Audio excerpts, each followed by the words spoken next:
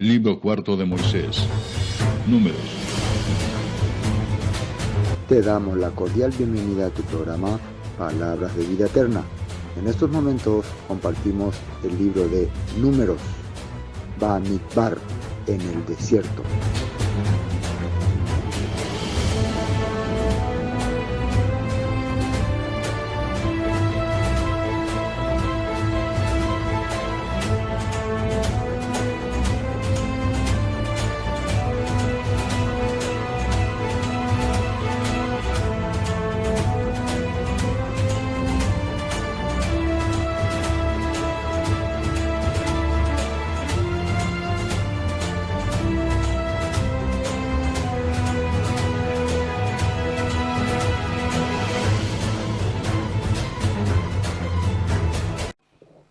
Entonces hoy vamos a continuar, gracias al Padre, estudiando la Torá, el libro de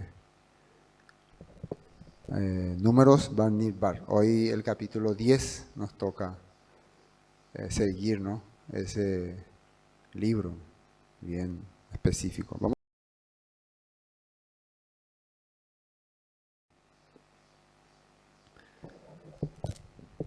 Y gracias al Padre, ¿no?, que continuamos estudiando el libro de Bamidbar en el desierto. Ahora vamos a entrar en una etapa importante.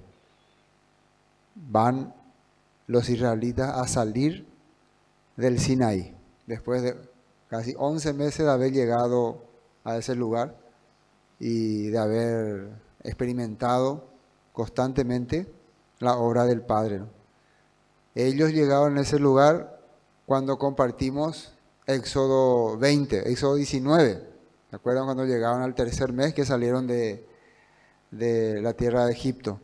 Ahí llegaron y en ese día, en ese momento, el Padre les dio la Torah, o sea, los 10 mandamientos, las 10 instrucciones. Todo eso habíamos compartido, ¿no? Después todo les dio las ordenanzas, los decretos. Después ya comenzó la construcción de la Mishkan, de la tienda de campaña. En la Biblia aparece como tabernáculo. Todo eso entonces es lo que estuvimos viendo durante todo este transcurso. Aquí recién ellos van a poder empezar el viaje. ¿Cuánto tiempo ellos calculaban que iban a viajar? Aproximadamente ellos decían máximo un año. Entre batallas y entre otras cosas podía tardar hasta 2 años. Pero va a tardar más. Y precisamente el Padre les había preparado a ellos durante todo este tiempo para que tengan un corazón decidido a ir a conquistar la tierra prometida. Pero no fue el problema los enemigos, no fueron el problema los cananeos, fue el problema en el corazón. En su corazón ellos no pudieron despojarse de Egipto. ¿Qué significa Egipto? El sistema, el mundo, las vanidades. Entonces, durante muchas situaciones ellos van a tener problemas por ese, se puede decir, por ese corazón del pasado que se enraizó en ellos y no podían olvidar. A pesar de haber visto bastantes milagros y poderes, a pesar de haber experimentado la obra del Padre. Y eso es lo que va a empezar a ocurrir entre el capítulo 10, 11 y 12. Pero ahora vamos a hablar de un instrumento más que el Padre le ha dado a los israelitas. Dice aquí, Números capítulo 10, las trompetas de plata. Unas trompetas especial, también nosotros le llamamos shofar, ¿no? O que traducen en muchas escrituras cuernos de carnero, pero en especial aquí no son cuernos de carnero, son trompetas de plata, trompetas especiales que van a significar, van a tener un simbolismo muy importante. Y en especial también para las festividades y los días de Rosh Hodesh y también Shabbat y otras cosas, holocaustos, todo así.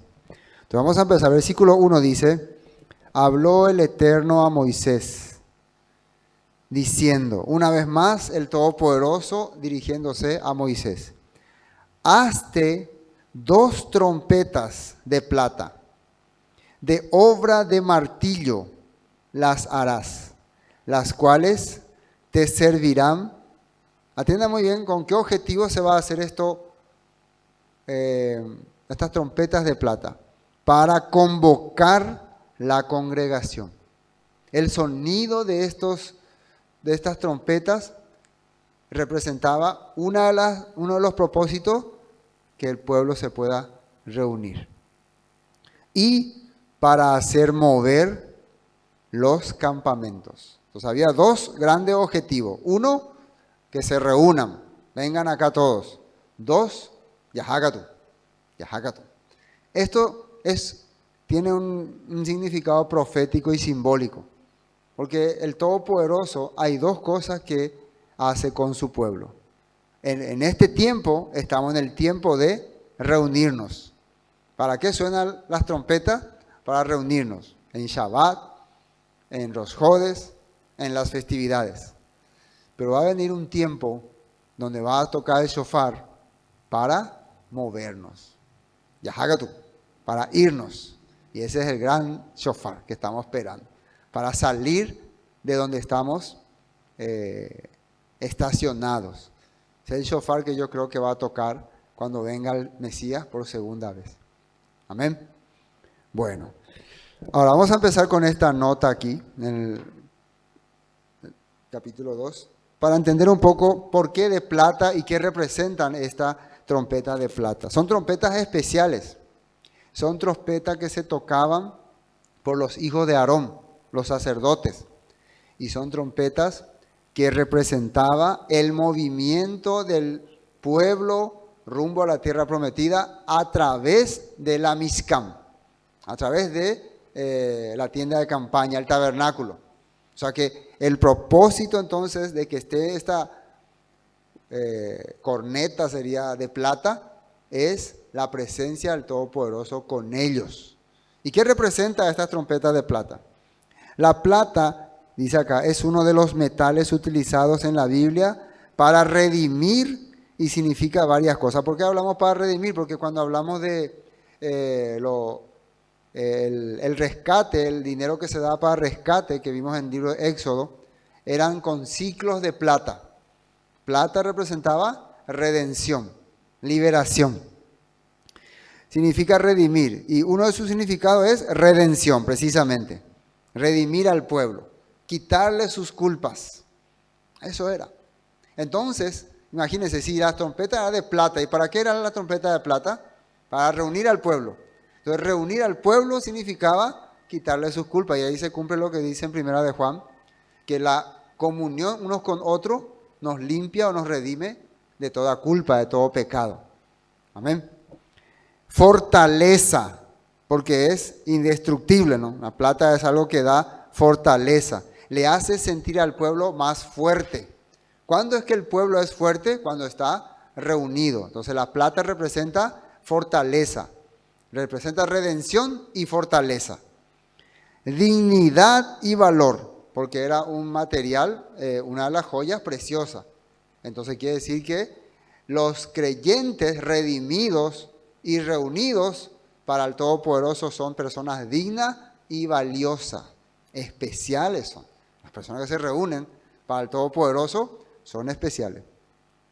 Y después, gran conductividad, que quiere decir que la plata puede dirigir, guiar, orientar, ¿cómo se puede decir? Sí, dirigir, se puede manejar. Por eso es que se usaba para el dinero, para hacer esto. Se hacía varios tipos de materiales, se cambiaba la forma. Entonces, por eso, al ser guiados por la palabra del Eterno, nosotros podemos recibir todas estas bendiciones. Y también resistente. El fuego, en lugar de acabarlo, lo purifica. Quiere decir que todo lo que el Todopoderoso hace para llamar, convocar, redimir, es para que resistan lo que va a venir. A partir de ahora, entonces, el pueblo va a cruzar ese desierto, y el objetivo del Todopoderoso, ¿qué es? Fortalecerlos más, que se hagan más fuertes. Entonces, estamos entendiendo lo que representa estas 2 trompetas de plata. Amén. Bueno, continuemos. Versículo 3. Y cuando las tocaren, toda la congregación se reunirá ante ti a la puerta del la Mishkan, ¿no? El tabernáculo, la tienda de campaña de reunión. Entonces, el objetivo ya era que se reúnan. Los sacerdotes tocaban y se reunían.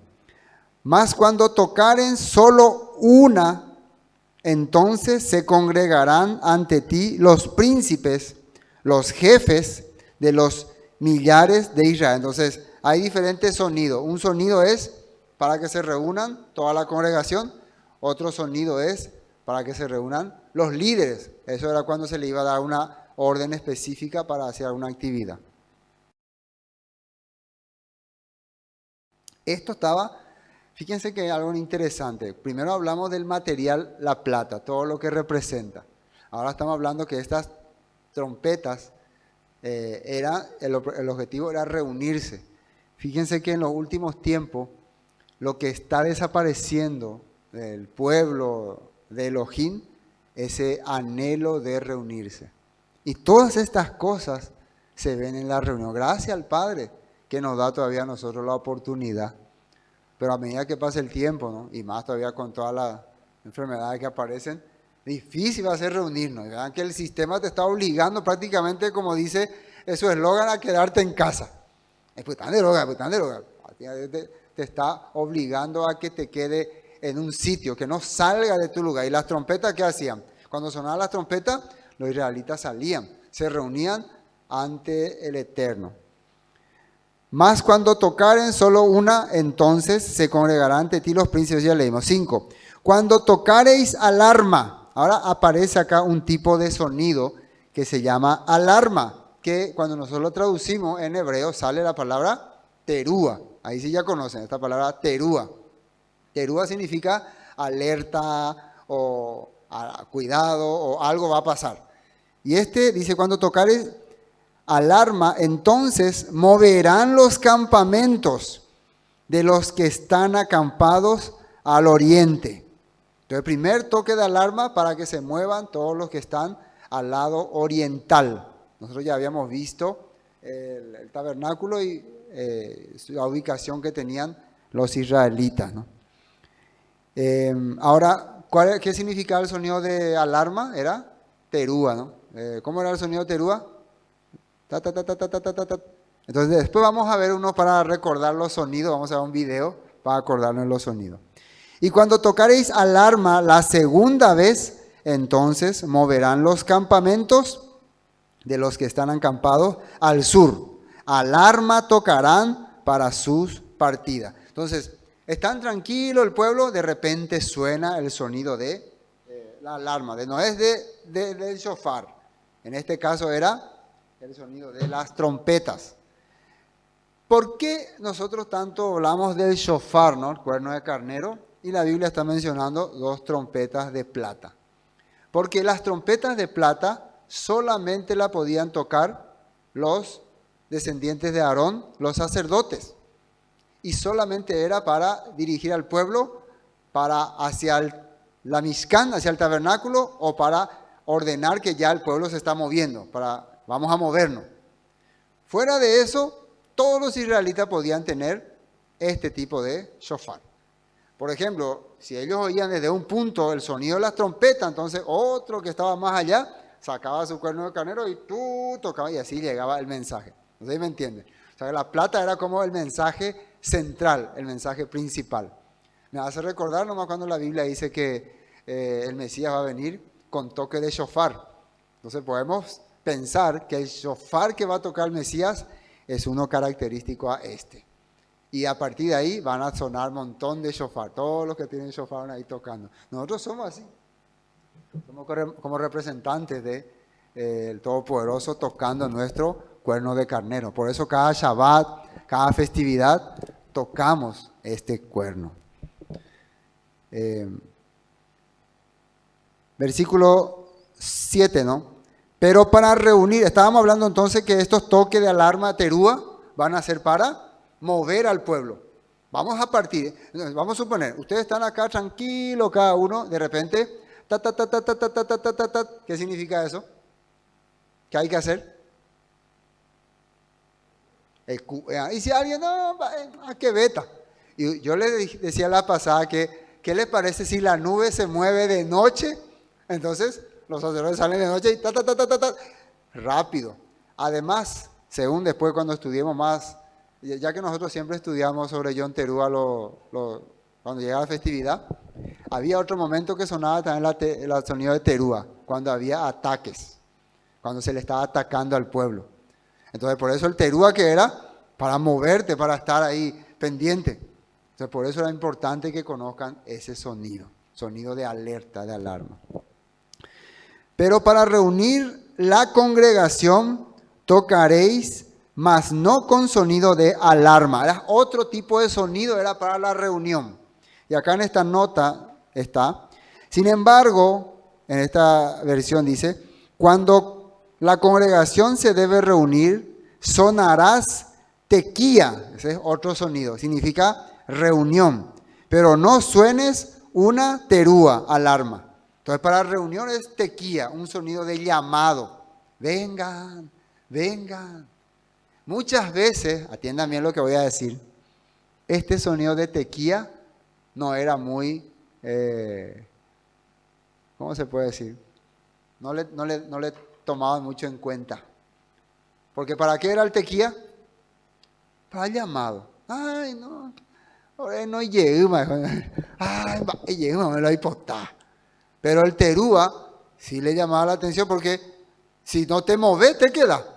La nube ya se va y lo mitad. Ya jupiman de putata. Entonces el pueblo tenía que moverse. Y también puede ser una guerra, una batalla. Nosotros ahora, ¿en qué etapa estamos? ¿Cuál es el sonido que el Padre nos está haciendo tocar constantemente? ¿Terúa o tequía? ¿Quién sabe?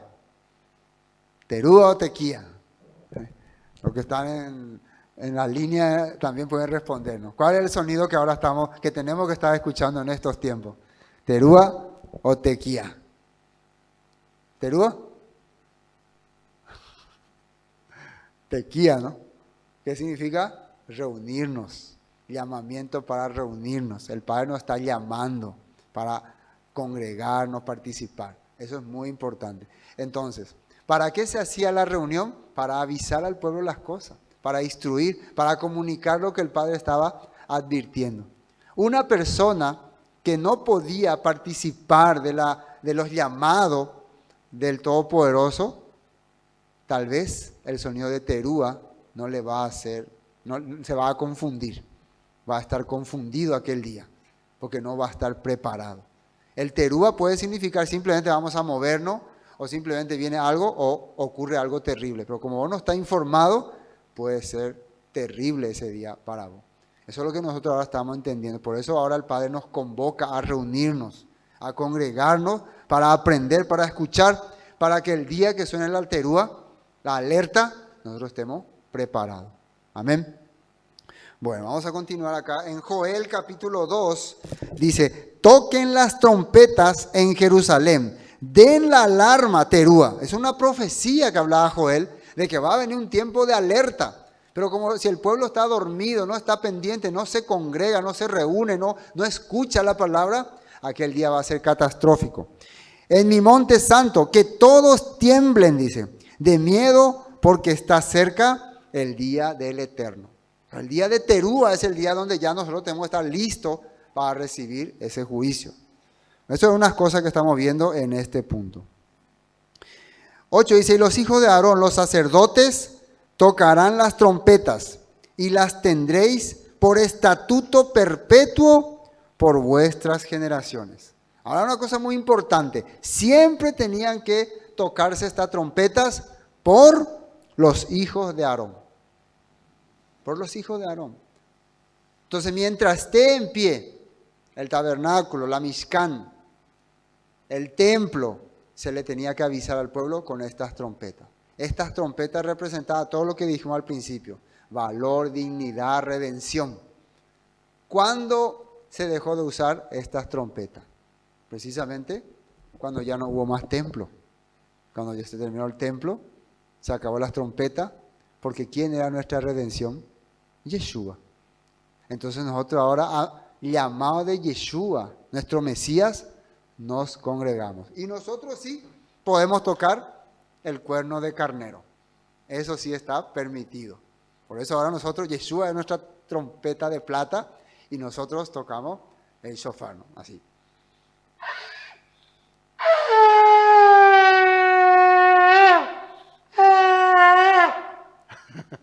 Amén. Sí, ese tocamos. Ahora vamos a ver unos cuantos sonidos del shofar para aprender un poco sobre los sonidos. El shofar es un instrumento de guerra, un instrumento profético y un instrumento bíblico. Al sonido del shofar fueron derribados los muros de Jericó. Al sonido del shofar derrotaron a los madianitas Gedeón y sus 300 valientes. Cuando Dios entregó las tablas de la ley, se observaban relámpagos en el monte y se escuchaba el sonido del shofar. Y cuando se ungía a un rey en Israel, se hacía sonar el shofar con motivo de celebración. Los sonidos principales son 4. Tequía. Es un sonido como de trompeta y... Shevarim son 3 notas cortas y significa doblegarnos ante Dios, clamar para que su misericordia descienda sobre su pueblo. Terúa son 9 notas pequeñas en rápida sucesión, que simbolizan un sonido de alarma. Este es un sonido de guerra, es un sonido devastador. Y Tequía Gadola es una nota mantenida al máximo, sin corte alguno, y significa la voz de Dios llamándonos al arrepentimiento.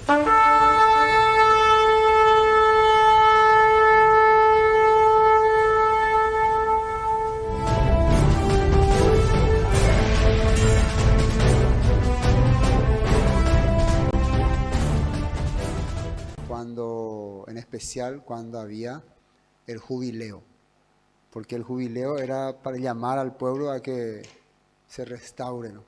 Entonces ese es uno de los sonidos, se le llama también el gran toque del shofar, gran toque de trompeta. Y vimos entonces los diferentes sonidos, los más conocidos, ¿cuáles eran? Tequía y terúa. Tequía porque era para congregarnos, reunirnos. Terúa era para, vamos a movernos.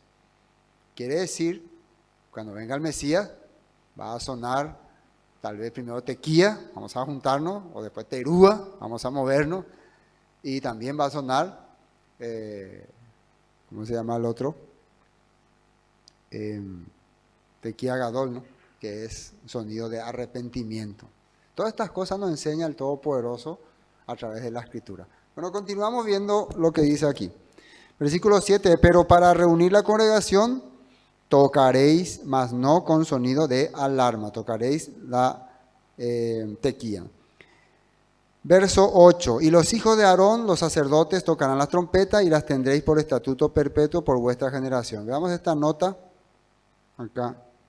Números 31, 6. Y Moisés los envió a la guerra, 1000 de cada tribu. Envió, y Fines, hijo de sacerdote Eleazar, fue a la guerra con los vasos del santuario y con las trompetas, plata, ¿no?, en su mano para tocar. Entonces, ¿quiénes tenían que guiar al pueblo con estas trompetas? Los Cohen, los sacerdotes. Continuemos.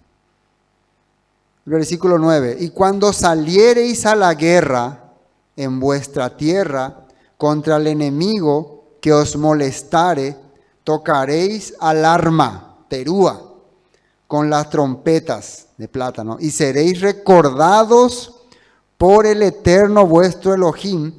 ¿Y qué dice ahí? Y seréis salvos de vuestros enemigos. Ir a la guerra y tocar este sonido de trompetas representa que cada uno está entendiendo que esta guerra no es nuestra guerra, es la guerra del Eterno, porque estamos siendo convocados al llamado del Todopoderoso. Son sus sacerdotes, su Cohen Hagadol, el Cohen, los que están tocando la trompeta, Y la trompeta de plata representa la redención, representa la seguridad. Entonces nosotros al escuchar, el Todopoderoso al escuchar ese sonido y al ver a su pueblo marchar para ir a la guerra contra pueblo que te ha provocado, dice, el Todopoderoso entenderá que están yendo bajo mi protección, bajo mi guía. Eso es muy importante. Cuando uno se mueve, tiene que moverse bajo la guía y la dirección del Todopoderoso, bajo su sonido. Por eso Yeshua hablaba, el que tenga oído, oiga. Él es nuestro shofar de plata, Él es el que está llamando y nos está enviando. Entonces nosotros vamos con su seguridad. Amén. Vamos a la nota 9. Jueces 2:18. Jueces 2:18. Cada vez que el Eterno levantaba un juez sobre Israel, Él estaba con ese juez y rescataba al pueblo de sus enemigos durante toda la vida del juez, pues el Eterno tenía compasión de su pueblo que estaba sobrecargado de opresión y sufrimiento. Cada juez era un líder, un guía que llevaba al pueblo hacia la victoria. Entonces a través de esos jueces se tocaba este sonido. Entonces si nosotros vemos los libros de jueces, cuando el pueblo estaba siendo oprimido, se levantaba alguien que empezaba a entender la voluntad del Padre y empezaba a guiar al pueblo. Y estas guías para ir a batalla se organizaban bajo el sonido de las trompetas, el shofar. Y cuando sonaba ese shofar, guiado por ese juez, el Todopoderoso entendía, este es mi pueblo, yo estoy con ellos, y iban al triunfo final, porque él sabía que estaban bajo opresión. Eso está saliendo acá en la Torah. Eso va a representar este sonido. Entonces, los sonidos que utilizaban, que representaba este toque de estas dos trompetas de plata, eran, número 1, convocatoria. Número 2, movilizar al pueblo. Número 3, aclamación. A que el pueblo aclame, pida, por favor. Y número 4, adorar. También había sonido de adoración, sonido de respeto hacia el Eterno. El sonido de Shevarim, ¿no?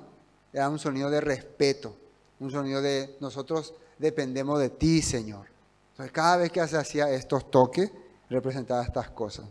Muy importante entender estos puntos, ¿no?, de la Escritura. Hay que saber oír, hay que saber escuchar. No es que simplemente escuchaba un sonido. Cada sonido le hacía entender a ellos algo. Por eso el apóstol Pablo dice que, como dice, si nosotros no tenemos amor, ¿no? Lo que hablamos es como algo así, decía, como metal que resuena, como tímpano, ¿no?, que retiñe. O sea, un sonido sin entendimiento. Y el amor que era el servicio. Quiere decir, cuando los israelitas escuchaban el sonido del shofar, ellos entendían que estaban haciendo un servicio al Eterno. Y se iban con todo su corazón. Por eso para ellos le daba emoción, estaban contentos, felices cuando sonaba. Amén. 10. Miren lo que dice el versículo 10. Y en el día de vuestra alegría y en vuestras solemnidades y en los principios de vuestros meses, Rosh Hodesh, ¿no?, tocaréis las trompetas sobre vuestros holocaustos y sobre los sacrificios de paz, y os serán por memoria delante de vuestro Elohim, yo el Eterno, vuestro Elohim. ¿Qué significa esto? Cada festividad, cada vez que vos estés alegre, que vos sientas que el Todopoderoso te guía, vas a tocar ese sonido de shofar, a tocar este cuerno o esta trompeta de plata. Acá habla, por ejemplo, solemnidades, son las festividades. Principio de vuestros meses, Rosh Hodesh, porque vos estás arrancando una nueva etapa. Para el pueblo hebreo era muy importante los principios de meses porque arrancaba una etapa, comenzaba una nueva etapa y iba rumbo a algo que estaba esperado, por ejemplo, las festividades. Cada mes que pasaba estamos cerca de tal festividad. Por eso los meses no pasaban por pasar, tenían su representación. Tocaréis las trompetas sobre vuestros holocaustos, cada vez que se hacía sacrificio de elevación, sacrificio de olá al Eterno, uno tocaba el cuerno de carnero. Sobre los sacrificios de paz, ¿se acuerdan los sacrificios de paz? Shelamim, sacrificio de comunión, de compartir. También vamos a tocar sonido de shofar. Y os serán por memoria delante del Eterno, va a estar recordando nuestra vida, nuestra actitud. Bueno, vamos a esta nota 10. Sonidos de la trompeta. Ya habíamos visto en el video, pero acá vamos a recordar. Tequía, congregarse. Shevarín era respeto, unir, reconocimiento, pedir misericordia. Terúa, alerta, desplazarse, ¿no? Y tequía gadola era sonido largo de reconocimiento, arrepentimiento. Levítico 25:9, fíjense lo que dice, nueva traducción viviente. Entonces, en el día del perdón del año 50 jubileo, haz un fuerte y prolongado toque de cuerno de carnero, tequía gadola, por todo el país. Entonces ese día se tocaba un fuerte sonido llamando al pueblo a reconocer sus faltas y reconocer sus errores y reconciliarse con el Eterno. Era en Yom Kippur y en el día del jubileo, el año 50. Veamos otros textos relacionados con Yom Teruah, o sea que con las trompetas, la trompeta. Salmos 81:3, nueva traducción viviente. Toquen, acá sale cuerno de carnero, claro, porque en las trompetas de plata solo lo podían tocar los sacerdotes, los Cohen, los hijos de Aarón, con cosas referentes al templo o a la Mishkan. Pero en cualquier otro sitio, en cualquier otro lugar donde vos te encuentres, vos podías agarrar y tocar tu shofar. Esa ordenanza sigue vigente. Esto es muy importante. Algunos dicen, ¿por qué ustedes tocan otra vez eso? Eso ya era del Antiguo Testamento. Dicen, no, lo que era el Antiguo Testamento eran las trompetas de plata. ¿A quién representa la trompeta de plata? A nuestro maestro Yeshua. Él es nuestra trompeta de plata, nuestro Redentor. Nosotros ahora tocamos este sonido en los días conmemorativos. Al tocar esto, es como que el Todopoderoso nos está reconociendo como poderoso, como aclamación, como una aclamación. Muchas veces ya explicamos, ¿no?, lo del sonido del shofar cada vez que tenemos la festividad de Yom Teruah, ¿no? Pero ya que estamos acá en números hablando de ese tema, vamos a continuar hablando un poco más. Dice, toquen el cuerno del carnero Rosh Hodes, en Rosh Hodes, y en la mitad del mes.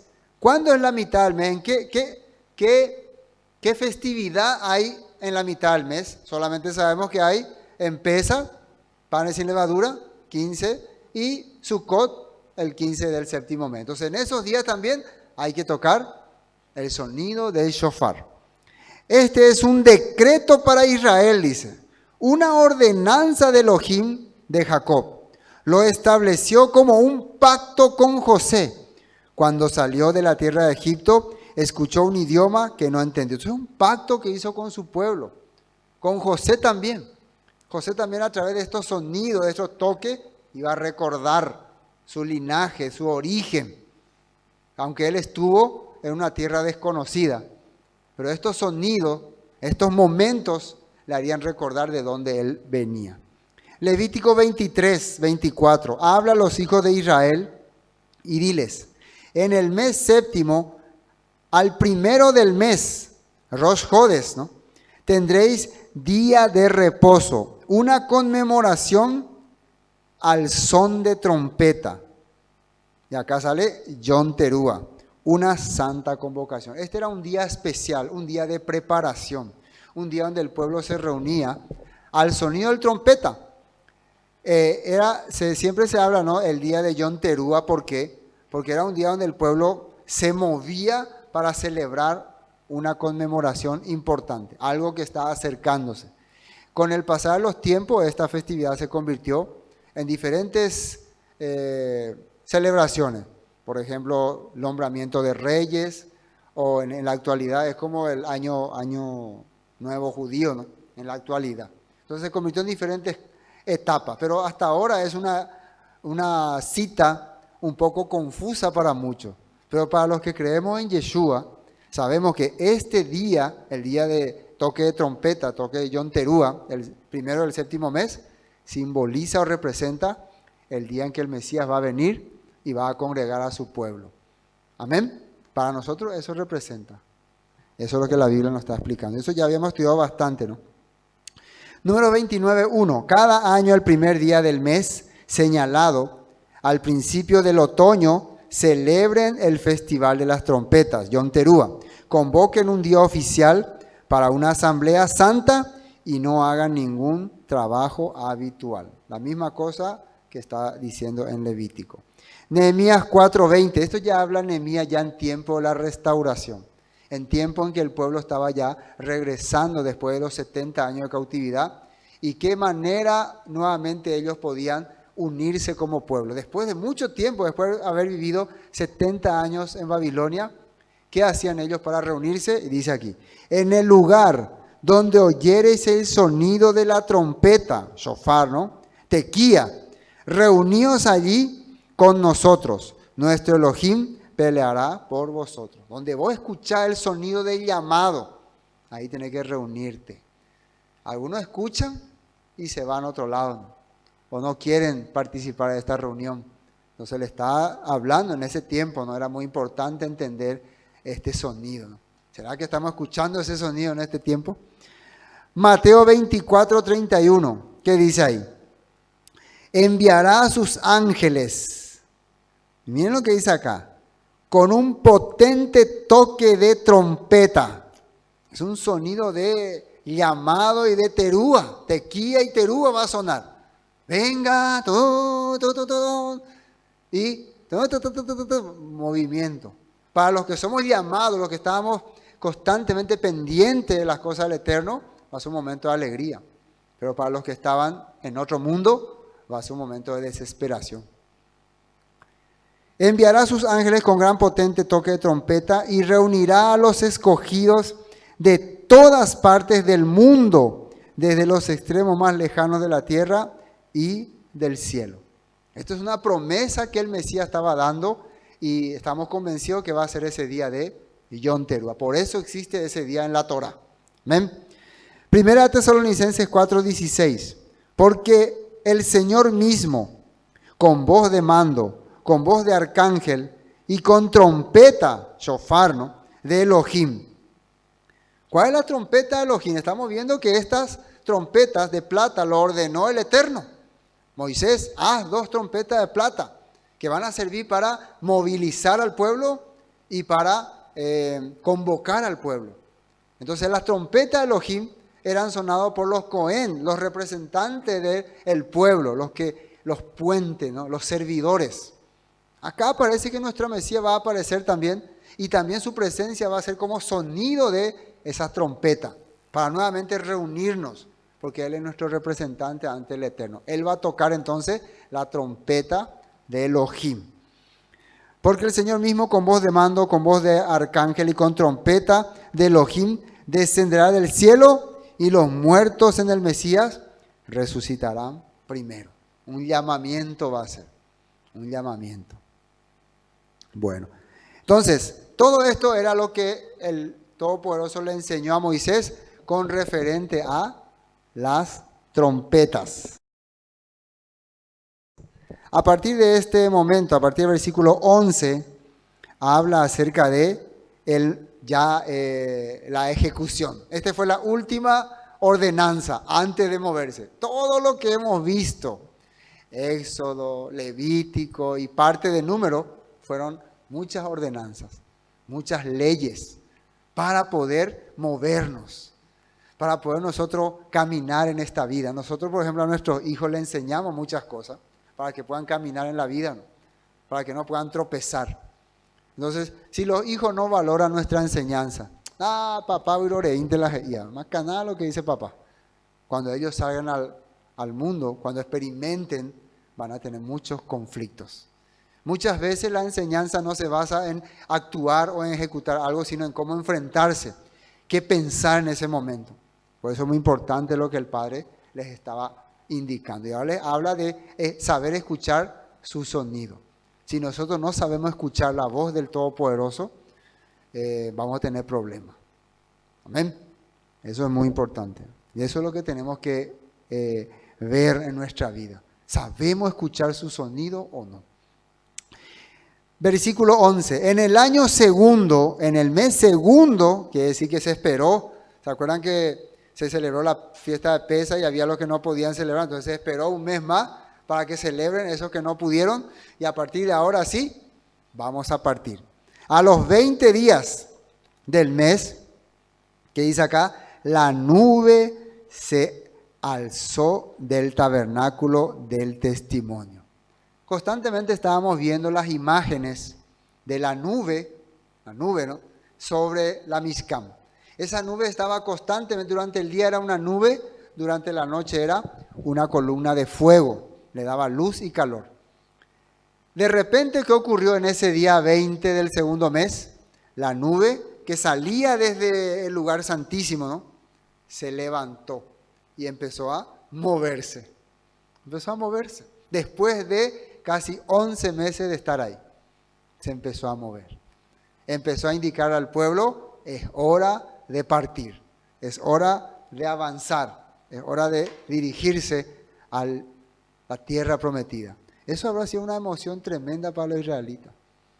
Quiere decir que ahora sí estamos listos para partir. Dice el versículo 12. Los 20 días del mes la nube se alzó del tabernáculo del testimonio y partieron los hijos de Israel del desierto del Sinaí según el orden de marcha.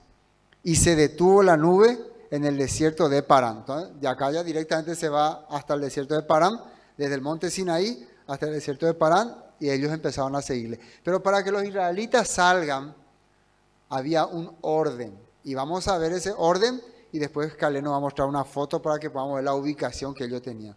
Cada pueblo tenía su líder, tenía los levitas que le acompañaban. Todo era bien ordenado. El pueblo no actuaba desordenadamente. Eso significa que cuando se restaure el reino de Israel, todas las cosas volverán a estar como estaban, como fueron establecidas. Hoy en día el mundo es un desorden, porque cada quien vive y hace como quiere. Las denominaciones han interpretado la palabra como quieren y todos se van en diferentes rumbos. Pero cuando son guiados por el Eterno, cuando son guiados por la palabra, todos tienen un orden perfecto. Amén. Bueno, dice acá, versículo 12, partieron los hijos de Israel del desierto de Sinaí según el orden de marcha. Versículo 13, partieron la primera vez al mandato del Eterno por medio de Moisés. Por primera vez ellos iban a partir con ese orden. Cuando salieron del Sinaí, ¿cómo ellos salieron? Todo desordenado, nadie sabía cuál era su lugar, se ubicaban nomás. Durante todo este tiempo ellos fueron aprendiendo cómo ubicarse, cómo ordenarse, cómo servirle al Padre. Entonces, eso es lo que ahora está mostrando. Ahora, a partir de ahora, ellos ya están empezando a aplicar lo que el Padre le había enseñado. ¿Y qué significa aplicar lo que vos aprendés? Moverte. ¿Qué decía la fe? La fe era fuerza que corre, ¿no? Movimiento. Cuando una persona dice que tiene la fe, la fidelidad al Eterno, a la palabra, no solamente aprende, también avanza, se dirige, se mueve. Amén. Versículo 14. La bandera del campamento de los hijos de Judá comenzó a marchar, primero por sus ejércitos. Naasón, hijo de Aminadab, estaba sobre su cuerpo de ejército. Entonces la primera bandera era la bandera de Judá. Y su líder era Naasón, hijo de Aminadab. Sobre el cuerpo del ejército de la tribu de los hijos de Isaacar, Natanael, hijo de Suar. Los que le acompañaban a Judá eran la tribu de Isaacar. Y sobre el cuerpo del ejército de la tribu de los hijos de Zabulón, Eliad, hijo de Elón. Estos eran los que la acompañaban. Podemos mirar la imagen para saber dónde estaban ubicados. Son los que estaban al frente mismo y son los que empezaron la marcha.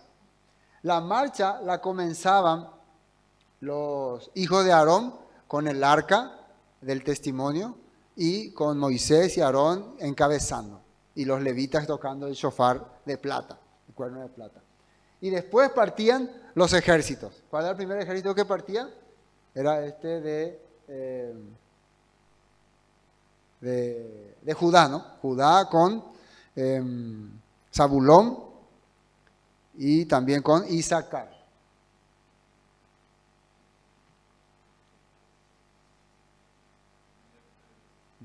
Bueno, entonces, ven usted ahí se ve la ubicación, ¿no? Si ustedes los que están ahí en línea, se ve Judá, Isaacar y Zabulón. Ellos están al frente. Después le van a seguir la siguiente tribu, Rubén, Simeón y Gad. Fíjense, de ahí se baja Rubén, Simeón y Gad. Y después de ahí se van a Benjamín, Manasés y Efraín. Y finalmente cierra el desfile, la marcha, Dan, Aser y Neftalí. Ahora, cuando parte Judá, Isaacar y Zabulón, entran los coatitas y los gersonitas. Y después de ellos vienen Rubén, Simeón y Gad, porque ellos iban en el medio, ¿no? Custodiando los materiales de la Mishkan. Eso es muy importante entender. Bueno, vamos a seguir leyendo. Versículo 16 dice, y sobre el cuerpo del ejército de la tribu de los hijos de Zabulón, Eliad, hijo de Elón, después que estaba ya desarmado el tabernáculo, dice, la Mishkan, se movieron los hijos de Gersón y los hijos de Merari. ¿Qué ellos llevaban? Los gersonitas llevaban todo lo que era la tela, ¿se acuerdan? Llevaban la tela, y los meraritas llevaban todo lo que era madera, material, ¿no? Material de construcción, material del tabernáculo. Luego comenzó a marchar la bandera del campamento de Rubén, entonces cubriendo a los levitas. Los levitas alzaron todo. Primero parte Judá. Hay que entender que era un montón de personas, ¿no? Parte Judá, y una vez que parte Judá, y los levitas empiezan ya a desarmar completo, ahí a cargar, ahí alzando el arca completo. Ellos se van detrás de la tribu de Judá y de Isaacar y de Dan. De Isaacar. Y después de que pasaron los meraritas con los gersonitas, se van los de la tribu de Rubén. La tribu de Rubén, que está con Simeón y está con Gad. En el versículo 20, ¿no? Sale, les continúa. Y así van partiendo para cubrirse. Esto para que podamos entender lo que estaba ocurriendo ahí. 21. Luego comenzaron a marchar los coatitas llevando el santuario, y entre tanto que ellos llegaban, los otros acondicionaron el tabernáculo. Por eso los coatitas eran los que llevaban todo lo que era de valor y estaba en el lugar santísimo. Fíjense que primero partían los gersonitas y los meraritas, porque ellos llevaban la tela y la madera. Entonces después ellos llegaban, porque donde se ubiquen, ellos ya tienen que armar rápido, tienen que colocar todo para que los coatitas vengan y depositen nomás ya ahí las cosas valiosas. Nosotros habíamos compartido todo ya la vez pasada. Después comenzó a marchar la bandera del campamento de los hijos de Efraín por sus ejércitos, y Elisama, hijo de Amiú, estaba sobre su cuerpo de ejército. Sobre el cuerpo de ejército de la tribu de los hijos de Manasés, Gamaliel, hijo de Pedasur. Y sobre el cuerpo del ejército de la tribu de los hijos de Benjamín, Abidán, hijo de Gedeoni. Luego comenzó a marchar la bandera del campamento de los hijos de Dan. Ellos eran los últimos. Fíjense que los de Dan son muy importantes, porque si hay una batalla, los primeros que van a ser atacados hacia el frente son los de Judá, y los últimos que van a ser atacados hacia atrás son los de Dan. Por eso las dos tribus eran las tribus más numerosas. Estaban ahí para proteger, eran protección. O sea, Dios le puso a Judá y a Dan como protectores. Y hay profecías sobre Judá y sobre Dan para el futuro, pero ese es otro tema, ¿no? Ese es otro tema. Bueno, versículo 26. Sobre el cuerpo del ejército de la tribu de los hijos de Aser, Pagiel, hijo de Ocram. Y sobre el cuerpo del ejército de la tribu de los hijos de Neftalí, Airá, hijo de Enam. 28. Este era el orden de marcha de los hijos de Israel por sus ejércitos cuando partían. Vamos a recordar otra vez viendo la foto. ¿Cómo partían ellos? Empezaban los de Judá, protección. Por eso es que Dios utilizó mucho a los de Judá para dar protección. Le siguieron la tribu de Rubén. Detrás de la tribu de Rubén están Benjamín, o sea, Judá, Isaacar, Zabulón. Después le siguen Rubén, Simeón, Gad. Después le sigue Benjamín, Manasés, Efraín. Finalmente Dan, Aser y Neftalí. Así ellos empezaron a partir. Más o menos calculan que era una persona. Entonces, último que estaría sería Neftalí, ¿no? Así se irían todos. Ahí sale Judá, sale Isaacar, sale Zabulón, sale Rubén, sale Simeón, sale Gad.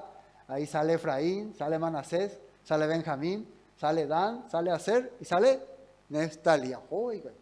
Así mismo otra vez también se ubican cuando llega al lugar. Eso es muy importante. Ese era el orden del Eterno. Él era el que les guiaba. Cuando ellos podían seguir esa orden, eran, 600.000 nosotros dijimos la vez pasada, ¿no? Pero 600.000 eran los varones para la guerra. Ese 600.000, si uno multiplica por 3 o 4, puede salirte 3 a 4 millones de personas. Imagínense 3 millones de personas caminando por el desierto. Muchísima gente. Los pueblos cuando veían eso se sorprendían. Ese era el movimiento del pueblo de Israel rumbo a la tierra prometida. Es una promesa que va a ocurrir en los últimos tiempos, pero ya de todas las naciones, dijo Yeshua. Él va a convocar con su trompeta celestial, ¿no? Nuevamente de todas las naciones, y ya va a ser más cantidad de personas. Multiplicado por 1000, dice en una parte de la Biblia. Multiplicado por 1000. 29. Entonces dijo Moisés a Hobab, hijo de Reuel, Madianita, su suegro: nosotros partimos para el lugar de la cual el Eterno ha dicho, yo os los daré. Ven con nosotros y te haremos bien, porque el Eterno ha prometido el bien a Israel. Este hombre, Hobab, hijo de Reuel, según las otras versiones, era el suegro de Moisés, ¿no? Que algunos dicen que se cambió de nombre a Hobab. Algunos dicen que Hobab significa como apreciado, querido, que Moisés le puso ese nombre a su suegro porque él le apreciaba demasiado. Él sentía mucho respeto hacia su suegro, porque imagínense, Moisés huyó de Egipto cuando tenía 40 años. Él se sentía ya un libertador, él ya sintió que el Padre estaba con él, tuvo deseo de ayudar a su pueblo, pero él no tenía capacidad, instrucción. Imagínense, y llegó hasta Madián, se encontró con Yetró, ¿no? O acá dice Hobab, y él le empezó a guiar, le empezó a dirigir, le dio su hija como esposa, le entrenó como pastor. Él estaba ya entrenado como soldado para enfrentarse a muchos ejércitos, pero no estaba entrenado para ser pastor. El pastor, ¿cómo tiene que ser? Dice según la Escritura, paciente, apacentar. No tiene que ser trozador, ¿no? Tiene que ser tener paciencia. 40 años aprendió Moisés con su suegro Jetró para tener paciencia por las personas. Y bien que aprendió, porque lo que le esperaba era terrible. Entonces, Moisés tenía un corazón muy apreciado hacia su suegro. Él respetaba demasiado, como un padre le respetaba. Como el padre que no pudo tener cuando estuvo en Egipto. Por eso acá vemos que le puso ese nombre. Jehová, y ahora le está pidiendo, marcha con nosotros, camina con nosotros. O sea, él se está encargando de su suegro. Eso es muy importante. Cuando vos aprendiste muchas cosas de alguien, le respeta. Ahora Moisés, ¿quién es? Ahora él es un gran líder. Ahora él es respetado. Ahora él conoce la Torá. Ahora él fue instruido por el Eterno. Ahora él puede decir que, ay, Coco, caray, tú ya, este viejito, ¿qué es lo que me va a enseñar más? Pero él no piensa así. Por más que él recibió mucha instrucción del Eterno directamente, él siempre recuerda esas instrucciones que le daba Yetro. Hijo, tiene que ser así. Hijo, cuando él todavía no era nada, cuando él no entendía nada.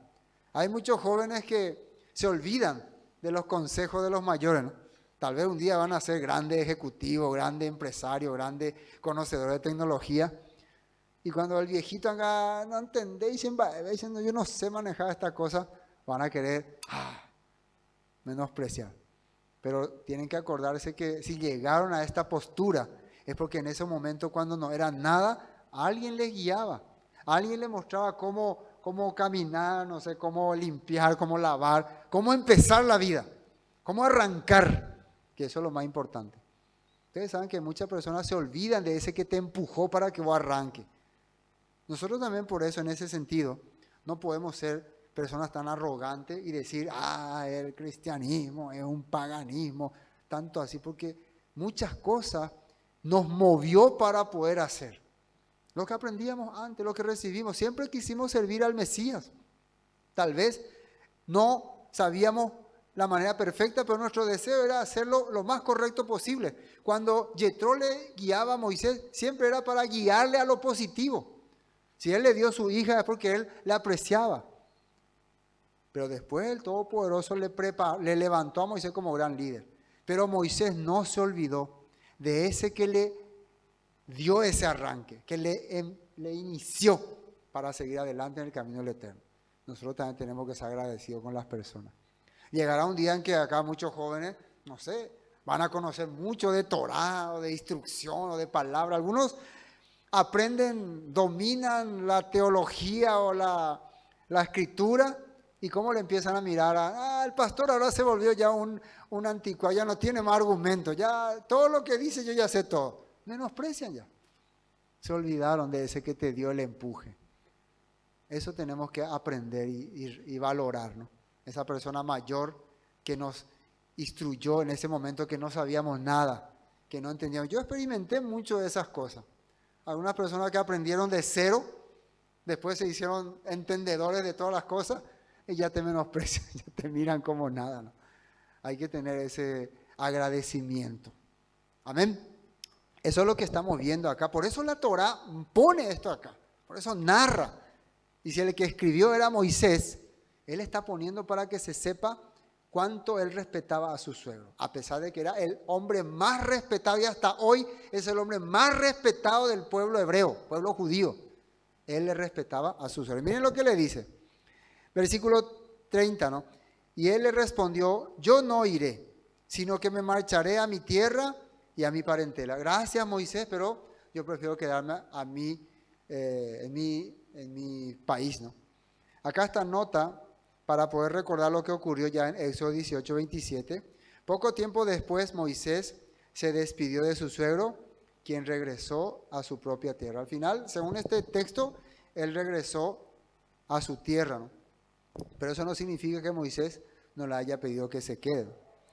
Versículo 31 dice, y él le dijo, te ruego que no nos dejes, porque tú conoces los lugares donde hemos de acampar en el desierto, y nos serás en lugar de ojos. Y si vienes con nosotros, cuando tengamos el bien del Eterno, nos ha de hacer, nosotros te haremos bien. Entonces, este texto es muy importante. Yo pensé mucho.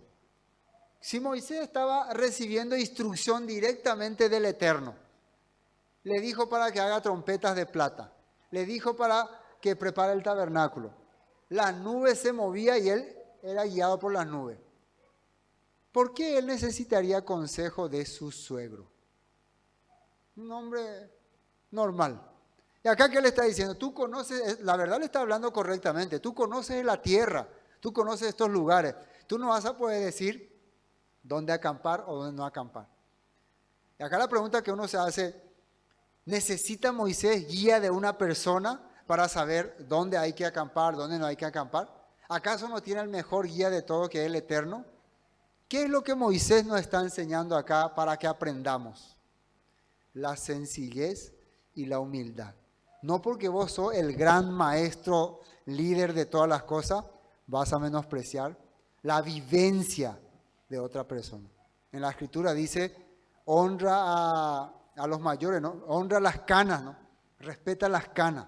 La experiencia y la vivencia es diferente que lo que vos podés aprender ahora, porque muchas cosas vos vas a experimentar.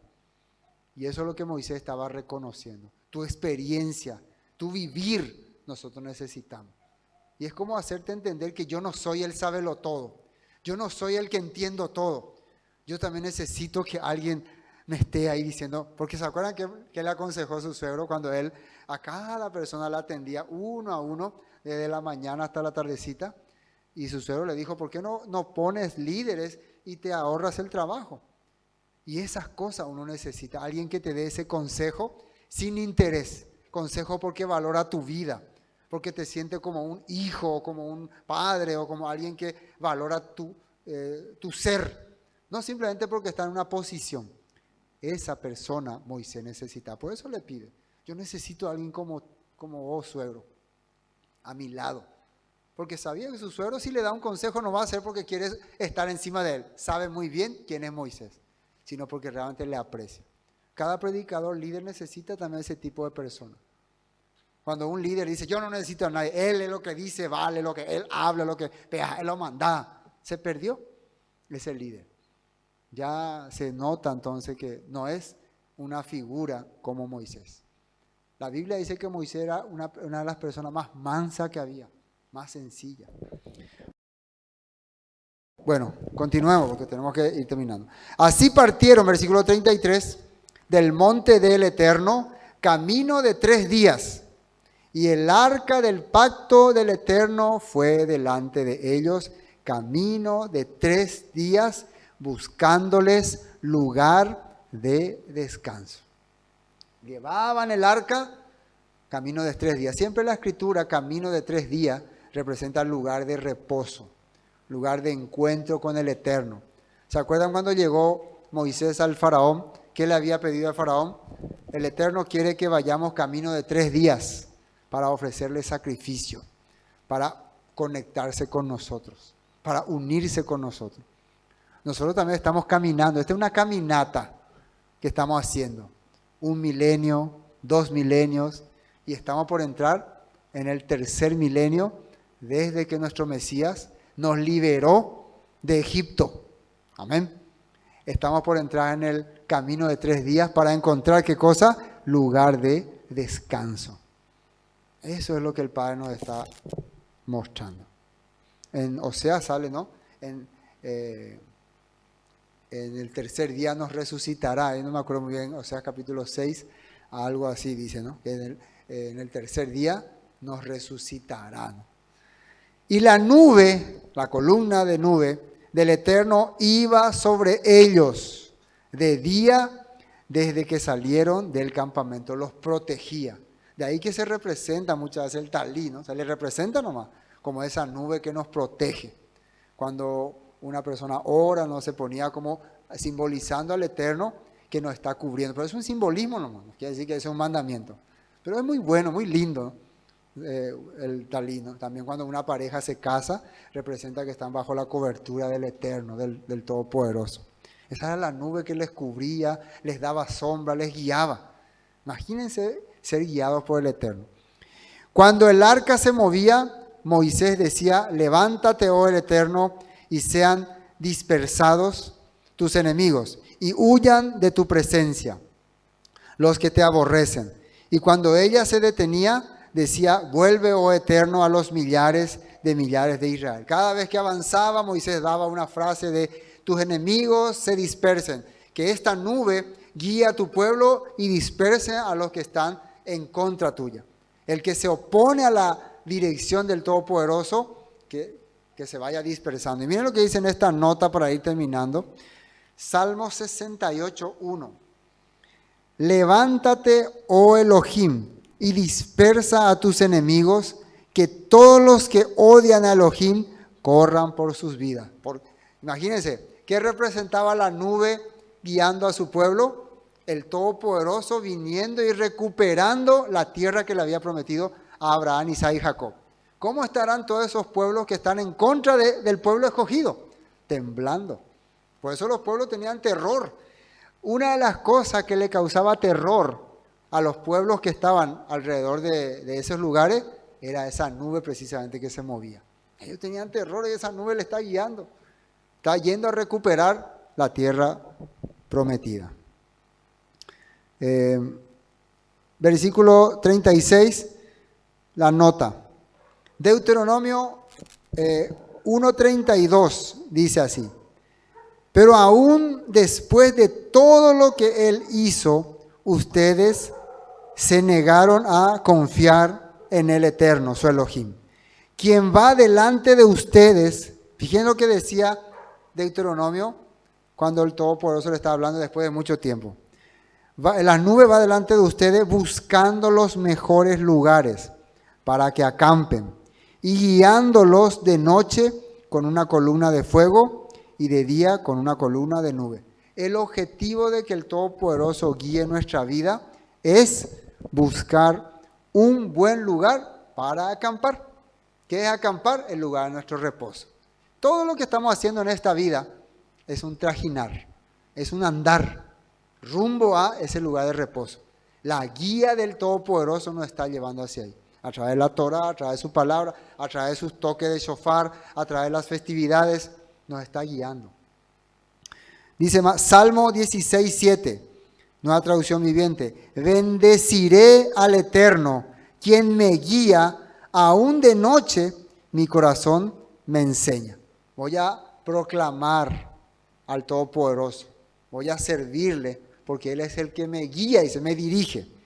Salmos 25:10, nueva traducción viviente: el Eterno dirige con fidelidad y amor inagotable, atiéndame ahí, a todos los que obedecen su pacto y cumplen sus exigencias. Los bendice, los dirige con fidelidad y amor. Amén. Después, Romanos 8:14 para terminar. Porque todos los que son, ¿qué dice ahí? Guiados por el Rúa de Elohim, estos son hijos de Elohim. Entonces los que querían aceptar esa dirección, esa guía, eran considerados hijos. Pero nosotros vamos a ver que después muchos van a empezar a desertarnos. Qué bendición saber que nosotros estamos siendo guiados por el Eterno, a través de su palabra, a través de su Torah, a través de nuestro Mesías Yeshua. Y Él nos está buscando un lugar donde acampar, un lugar especial. Amén. Hoy hasta aquí vamos a compartir. Shalom. Esto fue Palabras de Vida Eterna, con el estudio del libro de Números. Bendiciones y hasta pronto.